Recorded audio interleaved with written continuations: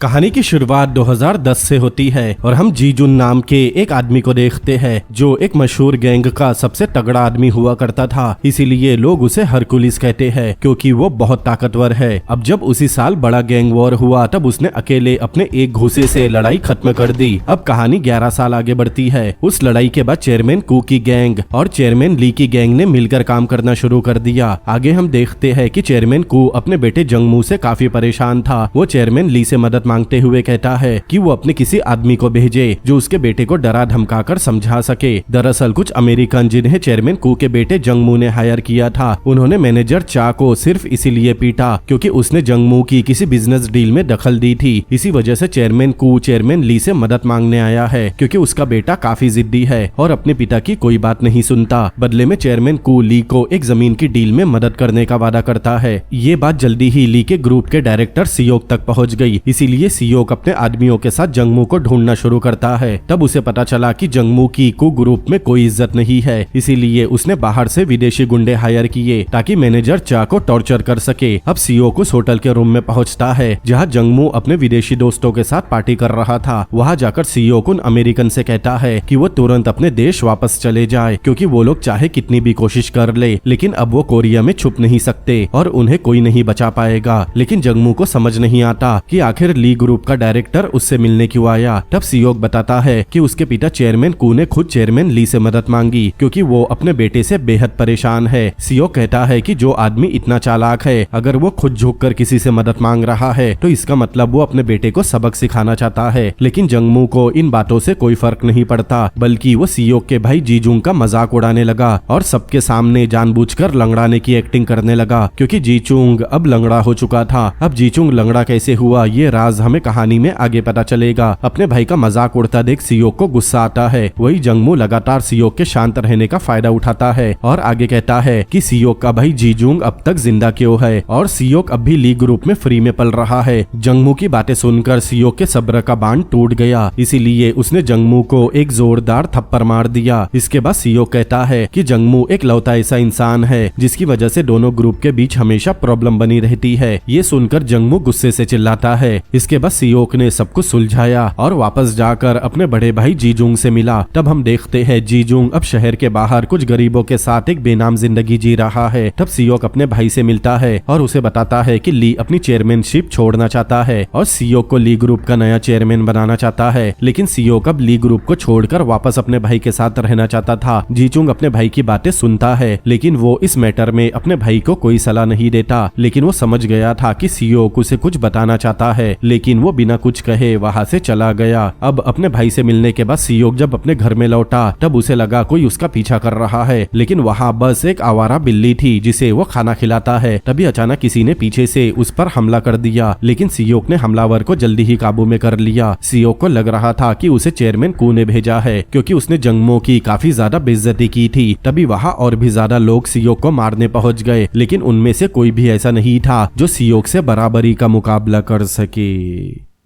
Seok की लड़ाई की काबिलियत इतनी ज्यादा थी कि उसका एक ही मुक्का किसी को भी बेहोश करने के लिए काफी था। पर सियोक किसी को मारने के मूड में नहीं था इसीलिए उसने बदला लेने की बजाय उन्हें छोड़ दिया और वहां से जाने लगा। लेकिन उसे पता नहीं था कि उसकी ये दया उसकी मौत का कारण बन जाएगी क्योंकि जब सियोक वहां से निकल रहा था तभी चेन नाम का एक आदमी आकर सियोक को पीछे से चाकू मार देता है। अब रात होने तक जीचुन को अपने छोटे भाई सियोक की मौत की खबर मिल गई और सीन यहीं पर कट हो गया। आगे चेयरमैन कू का बेटा जंगमू भी सियोक को श्रद्धांजलि देने वहां पहुंच गया लेकिन वो मन ही मन काफी खुश होता है क्योंकि उसी ने सियोक को मारने के लिए गुंडे भेजे थे। लेकिन सियोक के असिस्टेंट बियोंग ने जंगमू की खुशी को नोटिस कर लिया था। उसी समय चेयरमैन ली का बेटा सन जो एक प्रोसिक्यूटर है वो भी वहां पहुंच गया लेकिन मैनेजर चोई ने सन को वही रोक लिया और उसे ये कहकर वहां से जाने को कहा कि उसके पिता ली अभी बिजी है और वो इस समय किसी से नहीं मिल सकते। दरअसल ली चाहता था कि उसका बेटा उसकी कंपनी संभाले लेकिन सन को अपने अपने पिता के इलीगल बिजनेस में कोई इंटरेस्ट नहीं था, इसीलिए वो एक प्रोसिक्यूटर बन गया और ली अपने बेटे सन से नाराज रहने लगा। तभी वह जीजून भी अपने भाई को श्रद्धांजलि देने पहुंच गया। उसे देखकर ली ग्रुप के सभी लोग उसके सामने झुककर उसे रिस्पेक्ट देते हैं, क्योंकि एक जीजून ही था जिसने ली ग्रुप में सबसे ज्यादा खून पसीना बहाया था। आगे मैनेजर चोई ने जीचून को बताया कि सीईओ को कैसे मारा गया, लेकिन जीचून को मैनेजर की किसी भी बात पर भरोसा नहीं होता, क्योंकि उसे पता था कि उसका भाई सीईओ कितनी आसानी से मरने वालों में से नहीं था। वही दूसरी तरफ दोनों चेयरमैन आपस में बहस कर रहे थे। चेयरमैन को पूरे रिस्पेक्ट के साथ चेयरमैन ली से कहता है कि ली को उसके बेटे जंगमू को एक मौका देना चाहिए, क्योंकि उसी के कहने पर वो गुंडे सीईओ को मारने वहां गए थे। अब दोनों चेयरमैन की बात चल ही रही थी कि इतने में जूचिन वहां पहुंच गया। उस समय उसका चेहरा काफी शांत था, लेकिन उसकी आंखों में अपने भाई की मौत के बदले की आग जल रही थी। आगे जूचिन कहता है कि उसने ली के कहने पर वैसी ही जिंदगी जी जैसी उसने कहा था, और उसने अपने बॉस को किया वादा कभी नहीं तोड़ा, लेकिन बदले में उसने अपने भाई को खो दिया। आगे जूचिन पूछता है कि क्या कोई ऐसी बात है जो उसे पता होनी चाहिए, क्योंकि जीचून को शक था कि सीईओ की मौत कोई आम लड़ाई की वजह से नहीं हुई, बल्कि वो एक सोची समझी साजिश थी। लेकिन दोनों चेयरमैन में से एक भी उसके सवाल का जवाब नहीं देता। तब जीचून वहां से बिना कुछ कहे निकल गया। जैसे ही वो अपनी कार के पास गया, तब बियोंग उसके पास आकर बताता है कि वो सीईओ का असिस्टेंट हुआ करता था और सीईओ के अंतिम संस्कार की सारी तैयारी भी वही कर रहा है। तब जीचून बियोंग की तरफ देखता है और चुपचाप वहां से चला जाता है। जीचून वहां से निकलकर सीधा अपने भाई के अपार्टमेंट में पहुंच गया। तब उसे वहां एक फोटो मिली जिसमें दोनों भाई काफी खुश दिख रहे थे। सीईओ उस फोटो को एज ए गिफ्ट अपने भाई जीचून को देने वाला था, मतलब सीईओ अपने भाई जीचून को काफी मिस कर रहा था। तब जीजून उस फोटो को अपने हाथ में लेता है और कसम खाता है कि वो अपने भाई की मौत का बदला जरूर लेगा और इस बात का पता लगाएगा कि उसे किसने और कैसे उसके भाई की जान ली। वहां से निकलकर पहले जीचून सीधा पुलिस स्टेशन जाता है और पुलिस ऑफिसर से उस आदमी से मिलने की रिक्वेस्ट करता है जिसने उसके भाई को चाकू मारा था। उस आदमी का नाम चैन है, लेकिन पुलिस वाला कहता है कि जीचून पीड़ित परिवार से है और लॉ के हिसाब से पीड़ित परिवार को कातिल से मिलना अलाउ नहीं है। लेकिन वो पुलिस वाले ने कानून को पहले कभी इतना सीरियसली नहीं लिया था और जीजून ये बात अच्छी तरह जानता है, इसीलिए वो उस पुलिस वाले को धमकी देता है कि अगर उसे चैन से मिलने नहीं दिया गया तब वो उस पुलिस वाले के सारे राज मीडिया के सामने खोल देगा। तब पुलिस वाला जीजून को चैन से मिलने की परमिशन दे देता है। आगे जीजून चैन से मिलकर पूछता है कि सीईओ को मारने के लिए उसे किसने भेजा था। चैन उसके किसी भी सवाल को सीरियसली नहीं लेता। अब जाहिर सी बात है कि चैन पुलिस कस्टडी में था, इसीलिए जीजून उसका कुछ नहीं बिगाड़ सकता। लेकिन जीजून को उसका अगला स्टेप पता था कि आगे उसे क्या करना है। दरअसल ये किसी बहुत बड़ी साजिश की कड़ी थी जहाँ गरीबों के दर्द और अमीरों की राजनीति एक साथ उलझी हुई थी। लेकिन जीजून ने ठान लिया था कि वो दोषियों को पकड़कर उन्हें सजा देगा। अब उस रात जीजून बहुत गुस्से में था। एक ऐसा इंसान जिसे सबने मरा हुआ मान लिया था, अब वो अपने भाई की मौत का बदला लेने निकला है, फिर चाहे कीमत जो भी हो। अगले सीन में हम देखते हैं जीजून एक इंटरनेट कैफे पर जाता है। ये वही जगह थी जहाँ जेल जाने से पहले चैन और उसके दोस्त अक्सर इकट्ठा होते थे। अब जैसे ही चैन के दोस्तों ने जीजून को अंदर आते हुए देखा तो वो सभी जीजून के सामने खड़े हो गए और ताना मारते हुए बोले कि उन्हें पता था कि ये बुड्ढा यहाँ जरूर आएगा। इतना बोलकर सभी हंसने लगे, लेकिन उनकी हंसी में घमंड था। जिसके बाद वो जीजून पर झपटने लगे। जिसे 15 साल पहले लोग हरकुलिस के नाम से जानते थे, वो लोग अब उसे बूढ़ा समझने की गलती कर रहे थे, लेकिन उसमें अब भी वैसी ही ताकत थी। इसीलिए एक एक करके सभी लोग उस पर हमला करते हैं, लेकिन हर एक को सिर्फ एक ही मुक्का काफी था। पल भर में लगभग 10 लोगों के ग्रुप को जीजून ने जमीन पर पहुंचा दिया। जीजून ने कुछ लोगों को इतनी बुरी तरह पीटा था कि बाकी लोग डर के मारे भाग गए और कुछ जमीन पर पड़े रहे। अब बस उनका लीडर बचा था जो कांपते हुए चिल्लाने लगा कि उसे सीईओ की मौत के बारे में कुछ नहीं पता, लेकिन इससे आगे वो कुछ नहीं बोल पाता। लेकिन इसके आगे वो कुछ बोल पाता, उसकी आवाज बीच में ही रुक गई क्योंकि उसका चेहरा जोर से कांच के दरवाजे पर टकरा गया और वो लीडर चैन का छोटा भाई है। लेकिन सच्चाई तो ये थी कि वो सभी लड़के सीईओ को मार नहीं सकते थे, सिवाय उस अनजान आदमी के जो उस रात पार्किंग गैराज में मौजूद था। अगले दिन प्रोसिक्यूटर ऑफिस में मामले की जांच चल रही थी। वहाँ के लोगों को लग रहा था कि वो हमला कुक ग्रुप और ली ग्रुप के बीच किसी इंटरनल मैटर का हिस्सा है, क्योंकि ली ग्रुप सीईओ को चेयरमैन बनाने वाला था, लेकिन किसी ने उसे रास्ते से हटाने की साजिश रची। लेकिन वो लोग इसे सिर्फ लो लेवल गुंडों की लड़ाई बताकर टाल देना चाहते हैं। प्रोसिक्यूटर सन जो चेयरमैन ली का बड़ा बेटा है, उस समय ऑफिस में खड़ा था। तब एक ऑफिसर उसे ताना मारता है कि जब वो सीईओ के फ्यूनरल में गया था तब उसके पिता ने मिलने से भी मना कर दिया था और तो और किसी ने उसे घास तक नहीं डाली थी। इन्वेस्टिगेशन टीम के एक ऑफिसर ने सन को एक ऑफर दिया, अगर वो सीईओ के केस को अच्छी तरह से हैंडल करेगा तो उसे प्रमोशन मिल सकता है। मतलब साफ था, या तो वो अपने पिता की की कंपनी में एम्प्लॉय बनकर बैठे या फिर अपनी खुद की एक अलग पहचान बनाए। तब सन ने अपने पिता की कंपनी में ना जाते हुए अपनी एक अलग पहचान बनाने का फैसला किया।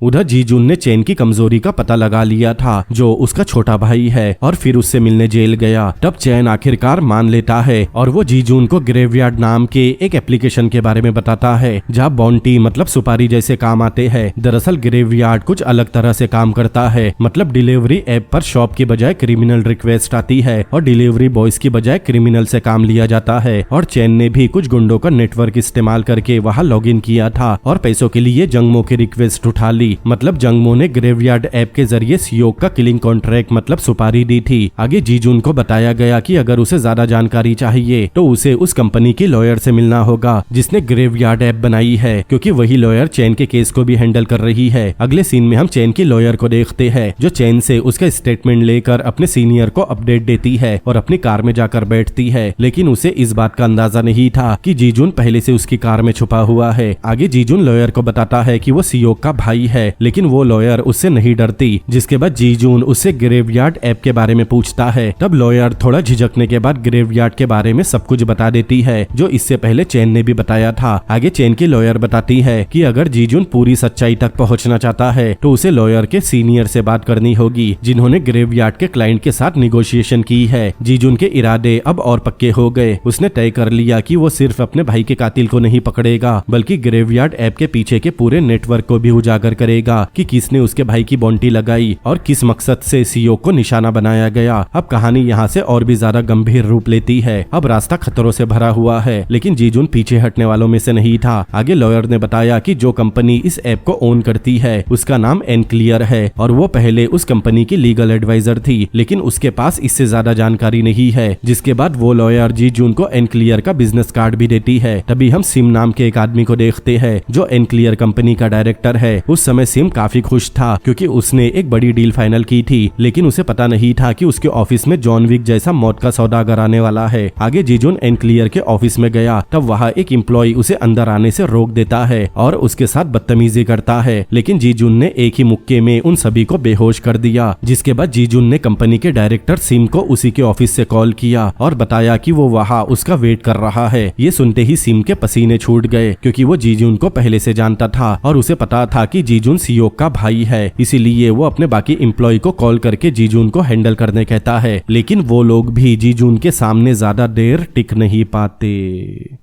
थोड़ी देर बाद डायरेक्टर स्लिम भी अपने ऑफिस पहुंच गया। उसे लग रहा था कि उसके आदमियों ने जीजुन को वहां से भगा दिया, लेकिन वहां पहुंचने के बाद सिम ने अपने आदमियों को जमीन पर घायल पड़ा देखा। तब डायरेक्टर सिम ने दिखावा करते हुए जीजुन से दोस्ती करने का नाटक किया, लेकिन जीजुन उसे घूर कर देखता है। तब सिम जीजुन का गुस्से से भरा चेहरा देखकर तुरंत अपने घुटनों पर आ गया। सिम बताता है कि उसे सीओ के केस के बारे में कुछ नहीं पता, उसे बस ऐप पर ऑर्डर मिला और उसने पैसों के चक्कर में क्लाइंट की रिक्वेस्ट एक्सेप्ट कर ली। जिसके बाद जीजुन उस क्लाइंट का नाम पूछता है, लेकिन स्लिम क्लाइंट का नाम नहीं बताता और बात को घुमाने की कोशिश करता है। लेकिन तभी सिम को एक ऐसा मुक्का पड़ा जिसे किसी ने नहीं देखा, लेकिन आवाज सबने सुनी। मुक्का खाने के बाद डायरेक्टर सिम ने कबूल किया कि वो क्लाइंट और कोई नहीं बल्कि चेयरमैन कू का बेटा जंगमो था, जिसने ऐप पर सियोक के नाम की रिक्वेस्ट डाली थी। अगले दिन डायरेक्टर सिम अपने चेहरे पर बर्फ के पैक लगाकर आराम कर रहा था। उसके चेहरे पर दर्द और शर्म दोनों दिख रही थी। तभी कू ग्रुप का मैनेजर किम उसकी हालत देखने वहां पहुंच गया और सिम से जीजुन के बारे में पूछने लगा। अब सिम पहले से जीजुन की मार खाकर काफी डरा हुआ था, इसीलिए वो कू ग्रुप के मैनेजर को पूरी सच्चाई बता देता है कि उसने अपनी जान बचाने के लिए जंगमो का नाम बता दिया। जिसके बाद सिम ने मैनेजर किम से कहा कि वो आगे का काम खुद संभाले और वो अब इस मैटर में उनकी कोई मदद नहीं करेगा। इसी बीच चेयरमैन ली और चेयरमैन कू की मीटिंग होती है। तब ली कू को याद दिलाता है कि उन दोनों का बॉस चेयरमैन ओ जब जिंदा था तब उसने ही उन दोनों के ग्रुप में समझौता करवाया था और कहा था कि दोनों में से जो भी ग्रुप पहले लड़ाई शुरू करेगा तब उस ग्रुप को एक भारी कीमत चुकानी होगी। जिसके बाद ली चेयरमैन कू को बताता है कि उसके बेटे जंगमो ने इस नियम को तोड़ा है, इसीलिए अब कू को इसकी कीमत चुकानी होगी। ली कहता है कि जीजुंग ने ग्रेवयार्ड ऐप से जंगमो के बारे में पता लगा लिया है। तब चेयरमैन कू कहता है कि अगर जीजुंग ने उसके बेटे के साथ कुछ गलत किया तब जीजुंग को भी बख्शा नहीं जाएगा। तभी अचानक जीजुंग लंगड़ाता हुआ सीधा उनके मीटिंग के बीच में पहुंच गया। जिसके बाद जीजुंग अपने लिए ड्रिंक बनाता है और पूछता है कि क्या चेयरमैन कू उसके भाई की मौत में शामिल है। तब चेयरमैन कू कहता है कि उसके भाई की मौत के पीछे जो भी है वो उन सबसे बदला लेगा, लेकिन जीजुंग को पहले ही पता चल चुका था कि उसके भाई सियोक की सुपारी जंगमू ने दी थी। इसीलिए वो दोनों चेयरमैन से कहता है कि अगर वो लोग उसके भाई की मौत में शामिल नहीं है तो उन्हें कुछ भी करने की जरूरत नहीं, और ना ही वो दोनों उसके काम के बीच में आएंगे। उसकी बातों में एक वार्निंग थी। जीजुंग के वहां से जाने के बाद चेयरमैन कू को मामला और सीरियस लगने लगा। इसीलिए वो चेयरमैन ली से कहता है कि वो अपने बेटे के पापों का प्रायश्चित करना चाहता है, जिससे उसके बेटे जंगमू की जान बच सके। जिसके लिए चेयरमैन कू अपना कसीनो, ड्यूटी फ्री शॉप या डीयू होटल ये सब कुछ चेयरमैन को ऑफर करता है। और यहाँ हम देखते हैं कि चेयरमैन ली एक लालची इंसान है जिसने चेयरमैन कू से डीयू होटल ले लिया। जिसके बाद वो चेयरमैन कू से कहता है कि अब से वो दोनों कभी नहीं मिलेंगे।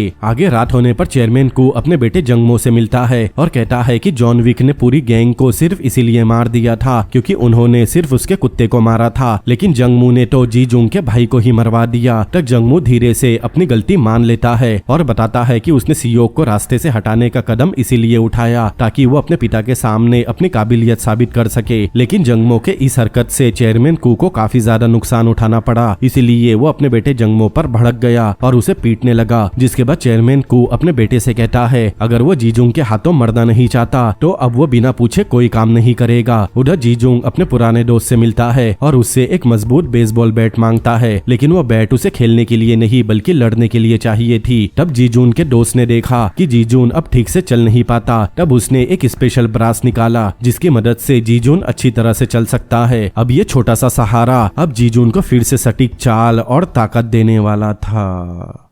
अगले सीन में हम देखते हैं चेयरमैन ली के घर सियोक का असिस्टेंट बियोंग आता है और मैनेजर चोई से मिलकर कहता है कि उसे पता है सियोक को मारने में जंगमू का हाथ है, इसीलिए बियोंग मैनेजर से बदला लेने की मांग करता है। लेकिन मैनेजर चोई उल्टा बियोंग को ही थप्पड़ मार देता है और कहता है कि एक नौकर का कोई हक नहीं कि वो बड़े लोगों के मामले में दखल दे। तभी वहाँ ली का बेटा सन भी पहुँच गया। उसे देखकर बियोंग निराश होकर गुस्से में वहाँ से चला गया। जिसके बाद मैनेजर चोई सन को भी वार्निंग देता है और कहता है कि सन को भी कंपनी के मामलों से दूर रहना चाहिए। जिसके बाद सन भी वहाँ से चला गया। आगे बियोंग जीजुंग के पास जाता है और उसे सियोक के केस में मदद मांगता है और कहता है कि वो चेयरमैन ली जैसे कमजोर बॉस के साथ काम नहीं करना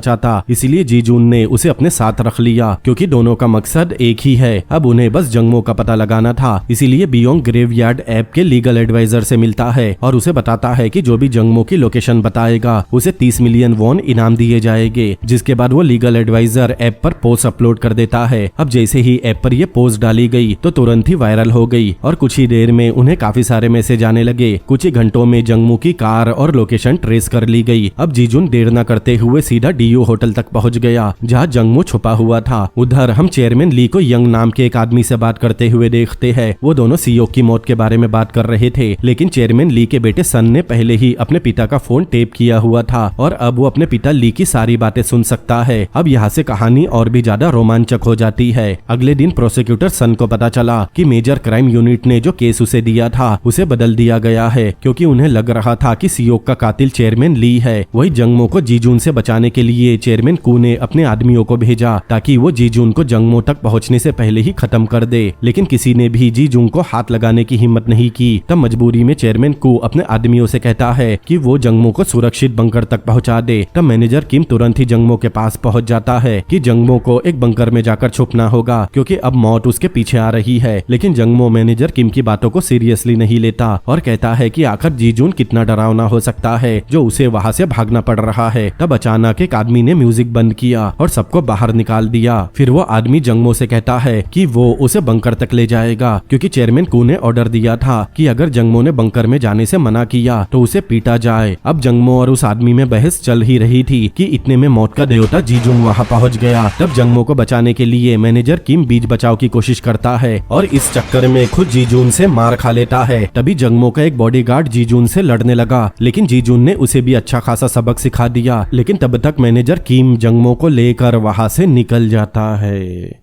उधर चेयरमैन कू अपने बेटे को लेकर काफी टेंशन में था, लेकिन उसे पता चल गया कि जंगमो को बचा लिया गया है। तब चेयरमैन कू ने चैन की सांस ली। वही दूसरी तरफ एनक्लियर का डायरेक्टर सीम अपनी जान बचाकर भाग रहा था, क्योंकि उसे लग रहा था कि जीजुन फिर से वापस जरूर आएगा, लेकिन जीजुन पहले ही वहां पहुंच चुका था। तब डायरेक्टर सीम हकलाते हुए बोलता है कि उसने जंगमो की कोई मदद नहीं की। तब जीजुन शांति से जंगमो का पता पूछता है, लेकिन डायरेक्टर सीम को जंगमो की करंट लोकेशन पता नहीं थी। तब जीजुन ने उसे बस एक दिन का समय दिया, वरना वो डायरेक्टर सीम को जान से मार देगा। वही दूसरी तरफ चेयरमैन ली का मैनेजर प्रोसिक्यूटर सन से हाथ मिला लेता है और सन के कहने पर चेयरमैन ली के घर जाता है ताकि वो सारी कॉल रिकॉर्डिंग वहां से निकाल सके, क्योंकि उसमें सीओ की हत्या से जुड़ी जानकारी थी। रिकॉर्डिंग मिलने के बाद मैनेजर चोई प्रोसिक्यूटर सन से पूछता है कि वो उस टेप को सुनने के बाद क्या करने वाला है। तब सन बताता है कि वो उस टेप के जरिए कू ग्रुप को गिराने वाला है। दरअसल सन का कू ग्रुप को गिराने का प्लान था ताकि ली ग्रुप और कू ग्रुप एक बार फिर से आपस में दुश्मन बन जाए। आगे जंगमो मैनेजर किम से जीजून की पूरी कुंडली बताने कहता है कि वो आखिर किस तरह का इंसान है। तब मैनेजर किम सच्चाई बताता है कि जीजून कोई इंसान नहीं बल्कि एक शैतान है। अब कहानी फ्लैशबैक में जाती है। उस समय ली और कू चेयरमैन ओ के लिए काम करते थे। तब उन्होंने बुसान की सबसे बड़ी गैंग से टक्कर ली थी, क्योंकि चेयरमैन ओ जापान तक अपना कारोबार फैलाना चाहता था और इसके लिए उसे बुसान के पोर्ट पर कब्जा करना था। लेकिन तब तक बहुत देर हो चुकी थी, क्योंकि बुसान गैंग पहले ही हमला कर चुकी थी और चेयरमैन ओ की गैंग बुरी तरह हार रही थी। तभी वहाँ एक आदमी आता है जिसे लोग हरक्यूलिस के नाम से बुलाते थे। वो अकेला पूरी भूसान गैंग पर भारी पड़ गया। तब चेयरमैन ली और चेयरमैन कू उसी दिन समझ गए थे कि दुश्मन चाहे कितने भी ताकतवर हो, जीजून के सामने उनकी कोई औकात नहीं है। और यही वो टर्निंग पॉइंट था जिससे ली और कू दोनों की ताकत बढ़ी। और यही वजह है कि आज भी जीजून का नाम सुनकर दुश्मन कांपने लगते हैं। उस समय एक अफवाह उड़ रही थी कि चेयरमैन ली कंपनी अपने बेटे को देने की बजाय ली और कू को सौंपने वाले हैं। इस अफवाह ने चेयरमैन ओ के बेटे को बेचैन कर दिया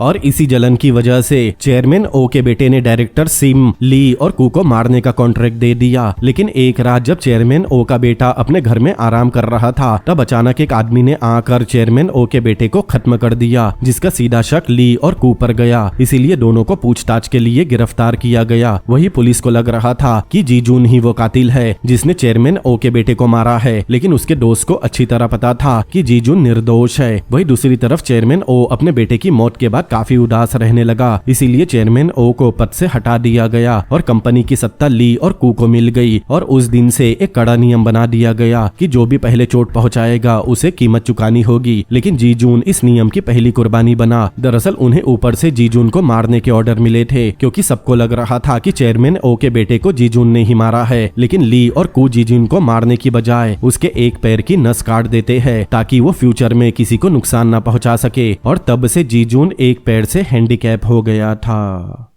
अब कहानी प्रेजेंट टाइम में आती है। ये सुनने के बाद भी जंगमो को मैनेजर की बातों पर यकीन नहीं होता और वो कहता है कि वो उस हाइडआउट में जीजून के डर से ज्यादा दिन तक नहीं रुकने वाला। उधर जीजून और बियोंग एक पुराने दोस्त से मिलते हैं जिसका नाम बोंग है। तब जीजून बोंग को अपने भाई सियोक की मौत के बारे में बताता है। जीजून कहता है कि वो अपने भाई की मौत का बदला लेना चाहता है, लेकिन बोंग फिलहाल उसे शांत रहने की सलाह देता है। तब बियोंग बताता है कि चेयरमैन ली को पता है कि सियोक को किसने मारा, लेकिन वो अब भी कोई एक्शन नहीं ले रहा। मतलब साफ है कि चेयरमैन ली के लिए सियोक की कोई अहमियत नहीं थी। उधर जंगमो बंकर में अकेला रहकर पागल हो रहा था, क्योंकि उसे अय्याशी करने की आदत थी। इसीलिए वो दरवाजा तोड़ने की कोशिश करता है, लेकिन उससे दरवाजा नहीं खुलता। इसीलिए वो कॉल करके अपने कुछ बॉडी बिल्डर दोस्तों को बुला लेता है जिन्हें उसने जीजून से निपटने के लिए हायर किया था। वही दूसरी तरफ कू ग्रुप का मैनेजर किम जीजून को मिलने बुलाता है और बताता है कि वो अपने पुराने दिनों को बहुत याद करता है जब किम और जीजून साथ मिलकर काम करते थे। लेकिन जीजून किम की बातों का कोई जवाब नहीं देता, क्योंकि उसके दिमाग में बस यही चल रहा था कि उसे अपने भाई की मौत का बदला लेना है। जिसके बाद किम जीजून को एक पेपर का टुकड़ा देता है जिस पर जंगमो का एड्रेस लिखा था। किम कहता है कि जीजून चाहे तो जंगमो को मारकर अपने भाई का बदला ले सकता है, क्योंकि किम ने भी अब कंपनी छोड़ने का मन बना लिया था। लेकिन असल में ये सब जंगमो की चाल थी। उसने मैनेजर किम को धमकाया था कि अगर वो जंगमो के कहने पर नहीं चला तब उसका परिवार खतरे में आ सकता है। मजबूर मैनेजर किम जी जंग को फंसाने के लिए मान गया और जंगमो के कहने पर उसने जीजंग को जंगमो का एड्रेस दे दिया। आगे जीजून जब उस पते पर पहुंचा तब वहां जंगमो के हायर किए हुए बॉडीगार्ड थे और उन्होंने मिलकर जीजून पर हमला कर दिया। दोनों बॉडी बिल्डर ताकतवर जरूर थे, लेकिन वो दोनों उस आदमी का सामना नहीं कर सके जिसने अभी अभी अपने भाई को खोया है। जीजून की आंखों में दर्द और आग थी। कुछ देर लड़ने के बाद जीजून एक प्लास्टिक बैग उठाकर एक बॉडी बिल्डर का गला घोटने लगा। तब दूसरा अपने साथी की जान बचाने के लिए जीजून पर हमला करता है, लेकिन जीजून एक एक करके दोनों को जान से मार देता है। तभी जंगमो ये पूछने के लिए कॉल करता है कि क्या उन्होंने जीजून को मार दिया, लेकिन दूसरी तरफ से जीजून ही कॉल उठाता है और कहता है कि वो बहुत जल्द जंगमो तक पहुंच जाएगा। जीजून ने महसूस किया था कि ये सब एक बदला नहीं बल्कि एक बड़ी साजिश का हिस्सा है, जिसमें परिवार, सत्ता और धोखे के जाल बुन दिए गए थे। कड़ी से कड़ी जुड़ चुकी थी। धीरे धीरे मामला खुलता है और हमें पता चलता है कि असल दोषी वही था जिस पर कोई शक नहीं करता, और वो कोई और नहीं बल्कि सियोक था, और उसी ने 11 साल पहले चेयरमैन ओ के बेटे को मौत के घाट उतार दिया था। उधर चेयरमैन को अपने बेटे जंगमो की जान बचाने के लिए पागल हो चुका था। उसने सोचा कि अगर वो खुद जीजून को जान से नहीं मार सकता तो वो किसी और को उसे मारने के लिए हायर करेगा। इससे खतरा भी कम होगा और फंसने के चांसेस भी कम हो जाएंगे। तभी हम कू को एक आदमी के साथ देखते हैं। दोनों प्लान बनाते हैं कि जीजून को कैसे खत्म किया जाए। उधर जंगमो ने भी 2 बैन किए गए बॉक्सर को हायर किया। जंगमो उन बॉक्सर को बताता है कि अगर उन्होंने जीजून को फाइट में हरा दिया तो उन्हें इनाम में पूरे 1 बिलियन वॉन मिलेंगे। ये सुनते ही बॉक्सर चौंक गए, लेकिन उन्हें ये नहीं पता था कि वो दोनों जिससे लड़ने वाले हैं वो इंसान नहीं बल्कि हैवान है। दरअसल जंगमो चाहता था कि वो बॉक्सर जीजून को खत्म कर दे। बॉक्सर को हायर करने के बाद जंगमो अपने हाइड आउट से उन बॉक्सर के साथ भाग गया। कुछ देर बाद जब मैनेजर किम वहां पहुंचा तब उसने देखा कि जंगमो अपने बॉक्सर साथियों के साथ वहां से जा चुका था। तब मैनेजर किम अपने आदमियों को किसी भी कीमत पर जंगमो को ढूंढने के ऑर्डर देता है। दूसरी तरफ जीजून अपना इलाज करवाने एक प्राइवेट डॉक्टर के पास जाता है। तभी अचानक उसका दोस्त बोंग उसे कॉल करता है और कहता है कि अब जीजून को बदला लेने की सोच छोड़ देनी चाहिए और अपनी जिंदगी में आगे बढ़ना चाहिए। लेकिन तभी जंगमो अपने किराए के गुंडों के साथ बोंग के घर में पहुंच गया। जंगमो बोंग से कहता है कि उसे बस जीजून का पता चाहिए और अगर बोंग ने उसे जीजून का पता बता दिया तब उसे जिंदा छोड़ दिया जाएगा, वरना बोंग अपनी मौत का जिम्मेदार खुद होगा। बोंग को पता था कि अगर उसने जीजून का पता नहीं बताया तो उसे जान से मार दिया जाएगा, लेकिन वो फिर भी अपने दोस्त जीजून का पता नहीं बताता बल्कि एक बैट उठाकर जंगमो के आदमियों से लड़ने लगा, जिसमें जंगमो का एक खास आदमी बुरी तरह घायल हो गया। तब जंगमो बोंग के सामने आता है और वही बैट उसके सिर पर मार देता है, जिससे बोंग अपने ही घर में मारा गया। कुछ देर बाद जीजूंग दोबारा बोंग को कॉल करता है, लेकिन इस बार जंगमो कॉल उठाता है और बताता है कि उसका दोस्त अब इस दुनिया में नहीं रहा और अगर जीजूंग बदला लेना चाहता है तो उसे सेफ हाउस में आना होगा। दरअसल जंगमो ने सेफ हाउस में पहले ही काफी सारे आदमियों को जमा कर रखा था। आगे जीजूंग बोंग के घर जाता है और अपने पुराने दोस्त की बॉडी देखकर रोता है। तभी वहां उसे एक बेसबॉल बैट दिखा जो बोंग ने उसी के लिए बनाया था। वही दूसरी तरफ जंगमो सेफ हाउस में अपने सभी आदमियों को बताता है कि जो भी जीजोंग को जान से मारेगा उसे बदले में पूरे 1 बिलियन वॉन दिए जाएंगे।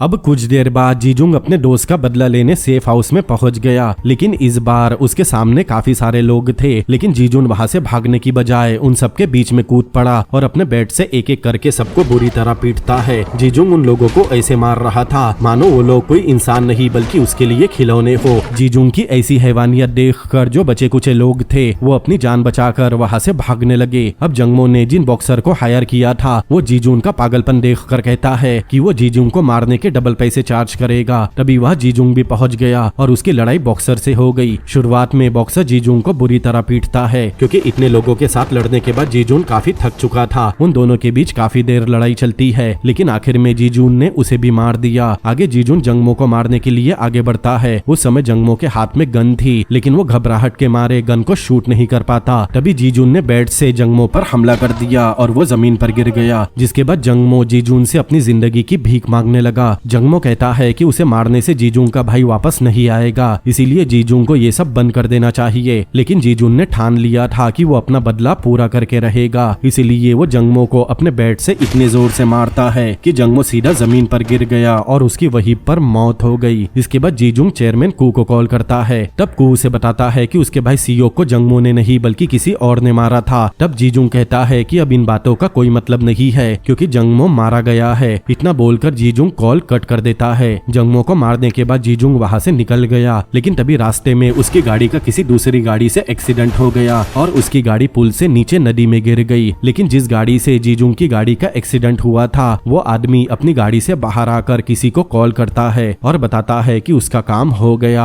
अब यहाँ से कहानी फ्लैशबैक में जाती है और हम वो सीन देखते हैं जब सियोक पर काफी सारे लोगों ने हमला किया था, जिसके बाद सियोक ने सभी को बुरी तरह पीट दिया। लेकिन हमने ये भी देखा था कि एक चैन नाम के आदमी ने सियोक के पीठ में चाकू मार दिया था, जिसके बाद वो लोग वहाँ से भाग गए थे। लेकिन आगे हम देखते हैं कि सियोक उस चाकू के वार से नहीं मरा था। सभी हमलावरों के वहाँ से भागने के बाद सियोक अपने घर में जाने के लिए लिफ्ट की तरफ बढ़ता है, लेकिन तभी वहाँ मास्क पहना एक आदमी आ गया जिसने सियोक को बुरी तरह पीटना शुरू कर दिया और आखिर में उसके गले में अपना चाकू घुसा दिया, जिससे सियोक की मौत हो गई। मतलब सियोक का असली कातिल जंगमो या चैन नहीं बल्कि कोई और है। फ्लैशबैक में आगे हम देखते हैं जिस समय सियोक को मारा जा रहा था उस समय डिटेक्टिव हान भी वही छुपा हुआ था और सियोक को मरते हुए देख रहा था। डिटेक्टिव हान ने सियोक के असली कातिल को देख लिया था, लेकिन फिर भी उसने उस मांस वाले आदमी की जगह चैन का नाम फंसा दिया और उसे जेल में डाल दिया गया। अब कहानी प्रेजेंट टाइम में आती है। डिटेक्टिव हान चेयरमैन कू को ये सारी बातें बता देता है और साथ ही वो एक रिकॉर्डिंग भी सुनाता है जिसमें सियोक के मर्डर को छुपाने के ऑर्डर दिए गए थे और चेयरमैन कू उस रिकॉर्डिंग की आवाज को सुनकर तुरंत समझ गया कि वो आवाज चेयरमैन ली की ही है। मतलब सियोक के मर्डर के पीछे उसी के बॉस चेयरमैन ली का हाथ है।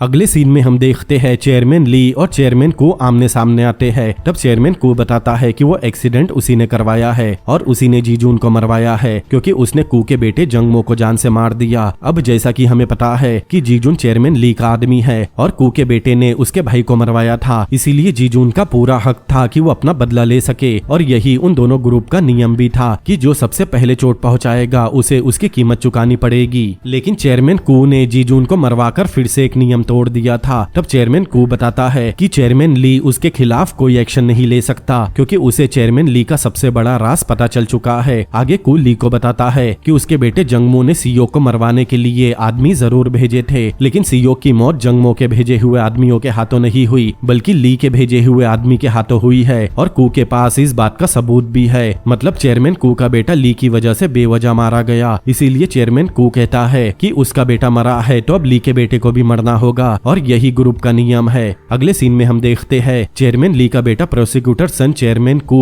और उसके ग्रुप को गिरफ्तार कर लेता है। तब चेयरमैन कू को पहली बार पता चला कि ली का बेटा डिप्टी प्रोसिक्यूटर है जो ली ग्रुप के साथ साथ कू ग्रुप पर भी कब्जा करना चाहता है और ये सारा प्लान उसका ही बनाया हुआ है। वही दूसरी तरफ चेयरमैन ली सियोक के असली कातिल से मिलता है जिसका नाम यंग है। ली यंग से कहता है कि उसे पता है कि सियोक को उसी ने मारा है, लेकिन ली को एक बात समझ नहीं आ रही थी कि यंग ने सियोक के मर्डर के इल्जाम में ली को क्यों फंसाया। तब बातों बातों में यंग बताता है कि सियोक को उसी के बेटे सन ने मरवाया है क्योंकि हमने कहानी की शुरुआत में देखा था कि ली रिटायर होकर ली ग्रुप का चेयरमैन सियोक को बनाने वाला था। अब सीन यहीं पर कट होता है और हम जीजून को देखते हैं जो नदी में गिरने के बाद भी मरा नहीं था। वही हम डायरेक्टर सिम को देखते हैं जो चैन से अपने ऑफिस में बैठा खाना खा रहा था। उसे लग रहा था कि अब जीजून मारा गया और अब उसे कोई परेशान नहीं करेगा, लेकिन तभी वह जीजून आ गया और सिम से पता लगाने को कहा कि उसका एक्सीडेंट किसने करवाया था। वही दूसरी तरफ चेयरमैन ली अपने बेटे सन से पूछता है कि क्या उसी ने सियोक को मरवाया है और क्या कू ग्रुप को भी उसी ने फंसाया है। तब सन बताता है कि सियोक के मर्डर में उसका कोई हाथ नहीं था और कू ग्रुप को पकड़ने के ऑर्डर उसे हाई कमांड से मिले थे और उसने बस अपनी ड्यूटी की है।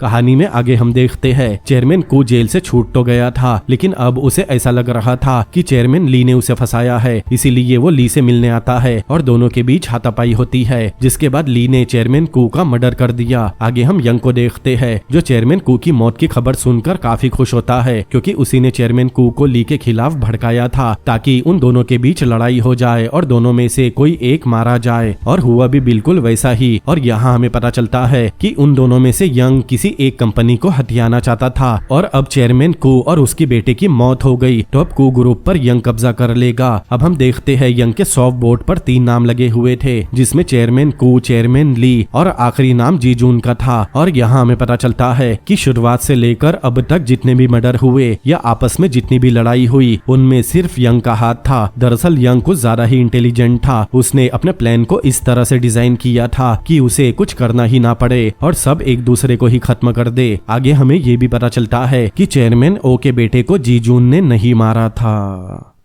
कहानी में आगे हम एक फ्लैशबैक देखते हैं और हमें पता चलता है कि दरअसल यंग एक पुलिस ऑफिसर था जिसे चेयरमैन ओ ने ही अपने काम के लिए पुलिस में लगवाया था ताकि यंग उसके सारे काले कारनामों को छुपा सके। और यहाँ रिवील होता है कि चेयरमैन ओ के बेटे को मारने वाला जीजून नहीं बल्कि उसका भाई सियोक था, लेकिन वो इस बारे में किसी को कुछ नहीं बताता क्योंकि उसे ली और कू से पैसे मिल रहे थे। लेकिन अब यंग की उम्मीद जरूरत से ज्यादा बढ़ने लगी थी। उसे उन पैसों में खुशी नहीं मिल रही थी। उसे लगने लगा था कि वो इससे कई ज्यादा डिजर्व करता है, इसीलिए वो कई सालों तक इसी प्लान पर काम करता रहा कि कैसे उन दोनों चेयरमैन की कंपनी को हथियाया जाए और सारा पैसा खुद ही कमाया जाए। अब कहानी प्रेजेंट टाइम में आती है और चेयरमैन ली ये सारी बातें जीजून को बताता है कि इन सब के पीछे का मास्टरमाइंड कोई और नहीं बल्कि यंग है। उधर हम यंग को देखते हैं जो चेयरमैन ली के बेटे सन से मिलता है और उससे पूछता है कि चेयरमैन कू तो मारा गया जिसके बाद उसकी कंपनी यंग ने हथिया ली, लेकिन अब सन किसका इंतजार कर रहा है। अब यहाँ एक और सीक्रेट रिवील होता है और हमें पता चलता है कि चेयरमैन ली का बेटा सन भी यंग के प्लान में शामिल है। कहानी में आगे हम देखते हैं जीजूंग को यंग के बारे में पता चल चुका था, इसीलिए वो रात होने पर यंग को पकड़ने जाता है, लेकिन यंग किसी तरह वहाँ से भाग गया।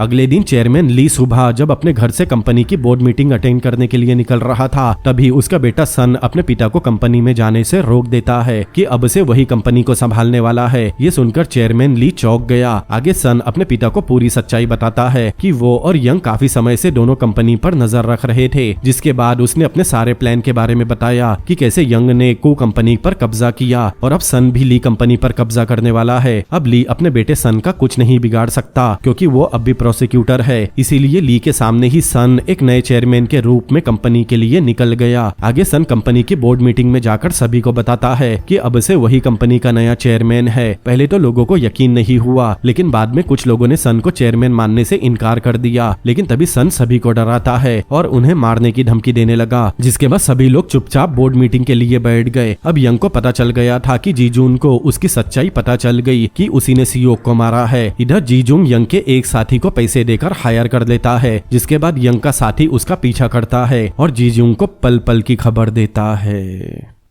फिर जीजून सीधा यंग के घर पहुंच गया, लेकिन उसका सामना उसके पुराने दुश्मन के साथ होता है। जीजून ने 11 साल पहले उस आदमी का हाथ काट दिया था। अब दोनों के बीच काफी देर लड़ाई होती है, लेकिन वो आदमी ज्यादा देर जीजून से लड़ नहीं पाता, इसीलिए वो खुद को ही चाकू मारकर सुसाइड कर लेता है। लेकिन मरने से पहले वो आदमी जीजून को बताता है कि यंग इस समय चेयरमैन ली के घर पर मिलेगा। वही दूसरी तरफ यंग चेयरमैन ली के घर उसे मारने पहुंच गया। दोनों के बीच काफी देर हाथापाई होती है, जिसके बाद यंग ली को शूट करके मार देता है और वहाँ से चला जाता है। कुछ देर बाद जीजून भी वहाँ पहुँच गया, लेकिन वहाँ उसे चेयरमैन ली की लाश मिली, जिसके तुरंत बाद पुलिस भी वहाँ पहुँच गई और मौके पर जीजून को वहाँ देखकर गिरफ्तार कर लिया गया। कुछ देर बाद यंग भी अपनी होशियारी दिखाते हुए पुलिस का यूनिफॉर्म पहनकर वहाँ पहुँचा और सबको ऐसा दिखाने लगा कि उसे कुछ पता ही नहीं कि ली को किसने मारा। वही दूसरी तरफ ली का बेटा सन ली के कमरे में लगे रिकॉर्डिंग डिवाइस की मदद से अपने पिता के मरने से पहले आखिरी बार उसकी आवाज सुनता है, मतलब उसे पता था कि उसके पिता का मर्डर होने वाला है। वही दूसरी तरफ जीजून को पुलिस स्टेशन ले जाया जाता है। तब यंग वहां आकर जीजून को उकसाता है कि उसका बदला पूरा भी नहीं हुआ और उसका भाई भी मर गया और सियोक को मारने का प्लान भी उसी का था। कुछ देर बाद हम देखते हैं कि जीजून को कहीं ले जाया जा रहा था। कुछ दूर चलने के बाद गाड़ी एक टनल में जाती है, जिसके बाद टनल को बंद कर दिया जाता है। तब जीजून समझ गया कि उसके साथ कुछ गलत होने वाला है। दरअसल ये सब उसे मारने के लिए ही प्लान किया गया था, लेकिन वो लोग भूल गए थे कि वो जीजून है जिसे हर सिचुएशन से बचकर निकलना अच्छी तरह आता है। इसीलिए वो गाड़ी में बैठे लोगों से लड़ना शुरू कर देता है और उस गाड़ी का एक्सीडेंट करवा देता है। फिर जीजून उस गाड़ी से बाहर आता है। तभी वहाँ एक गाड़ी आकर रुकी, जिसमें से डायरेक्टर सिम बाहर निकलता है और जीजून को ली का कुछ सामान देता है, क्योंकि ली ने उसे हमेशा अपने करीब रखा था। सिम जीजून को ये सब देकर उसे वहाँ से भागने कहता है और जीजून के भागने के बाद वो ये अफवाह फैला देता है कि जीजून मारा गया। सिम बताता है कि अब वो भी इस काम से परेशान हो गया है, इसीलिए वो भी बहुत जल्द कोरिया छोड़कर भागने वाला है। अगले सीन में हम देखते हैं पुलिस को यंग के सारे इलीगल कामों के बारे में पता चल गया था, इसीलिए वो लोग सीधा यंग के ऑफिस में रेड करते हैं। वही दूसरी तरफ हम प्रोसिक्यूटर सन को देखते हैं, जो एक असासिन के साथ कार में बैठा था और उस असासिन पर काफी सारे चार्जेस लगे थे। तब सन कहता है कि अगर उसने यंग को मार दिया तब वो उस पर लगे सारे चार्जेस हटाकर उसे बाइज्जत बरी करवा देगा। तभी हम एक फ्लैशबैक देखते हैं जिसमें संग यंग को वार्न करता है कि पुलिस को उस पर शक होने लगा है, लेकिन अगर यंग यंग उसके साथ मिलकर काम करेगा तब सन उसे कुछ नहीं होने देगा, क्योंकि सन एक प्रोसिक्यूटर है। और यहाँ हमें पता चला कि शुरू से लेकर आखिर तक यंग को लग रहा था कि सारी प्लानिंग वो कर रहा है, लेकिन यंग को ये नहीं पता था कि यंग खुद सन के प्लान का हिस्सा है और वो जो भी कर रहा है वो सब सन उससे इनडायरेक्टली करवा रहा था। दरअसल सन ने जो प्लान किया था उसमें वो कुक ग्रुप और ली ग्रुप को एक करने वाला था, जिसके बाद सीओ का मर्डर करवाया जाएगा, जिसका इल्जाम चेयरमैन कू के बेटे जंगमो पर आएगा, जिसकी वजह से दोनों ग्रुप में फिर से झगड़ा शुरू हो जाएगा और दोनों ही ग्रुप एक दूसरे के खून के प्यासे हो जाएंगे। जिसके बाद सन दोनों ग्रुप का मालिक बन जाएगा। लेकिन यंग भी कम होशियार नहीं था, उसने सन के साथ मिलकर जितनी भी प्लानिंग की थी वो सारी प्लानिंग उसने रिकॉर्ड कर ली थी। जिसके बाद यंग सन को वो रिकॉर्डिंग एक यूएसबी में भेज देता है और बताता है कि अगर यंग जेल गया तो साथ में सन को भी जेल जाना होगा, और इसीलिए सन उस असासिन को यंग को मारने का कॉन्ट्रैक्ट देता है। कहानी में आगे हम चेयरमैन ली का फ्यूनरल देखते हैं, जहाँ ग्रुप के सभी लोग ली को श्रद्धांजलि देते हैं। कहानी में आगे हम जीजून को देखते हैं जो यंग को ढूंढ रहा था। तभी उसका सामना उस असासिन से हो गया जिसे सन ने यंग को मारने का कॉन्ट्रैक्ट दिया था। अब असासिन और जीजून के बीच काफी देर तक लड़ाई चलती है, जिसके बाद असासिन बताता है कि उसी ने जीजून के भाई सीओ को मारा था और अब वो जीजून को भी खत्म कर देगा। ये सुनते ही जीजून मानो आग की तरह जलने लगा, क्योंकि उसे अब तक यही लग रहा था कि उसके भाई को यंग ने मारा है। अब जीजून को पता चलते ही वो असासिन पर जानवरों की तरह टूट पड़ा और बड़ी आसानी से उसे खत्म कर दिया। लेकिन यंग जीजून को सीसीटीवी फुटेज में देख रहा था। तभी जीजून यंग तक पहुंच जाता है, तब यंग उसे शूट कर देता है। लेकिन इसके बाद भी जीजून उससे लड़ता है और आखिर में यंग को चाकू से मार देता है। कहानी में आगे हम देखते हैं जीजून अपने बॉस ली के फ्यूनरल में गया और उसे श्रद्धांजलि दी। वो काफी ज्यादा जख्मी हो चुका था, लेकिन फिर भी वो ली के बेटे सन से कहता है कि वो सन का भी हिसाब बहुत जल्दी करने वाला है। जिसके बाद जीजून वहाँ से बाहर आता है और सीओ के असिस्टेंट बियोंग को वही यूएसबी देता है जिसमें प्रोसिक्यूटर सन के खिलाफ काफी सारे रिकॉर्डिंग है। वही दूसरी तरफ दोनों ग्रुप के चेयरमैन मारे जा चुके थे, इसीलिए ली अब दोनों कंपनी का मालिक बन गया और यही उसका प्लान भी था। सन एक पार्टी में कू ग्रुप और ली ग्रुप के लोगों को बताता है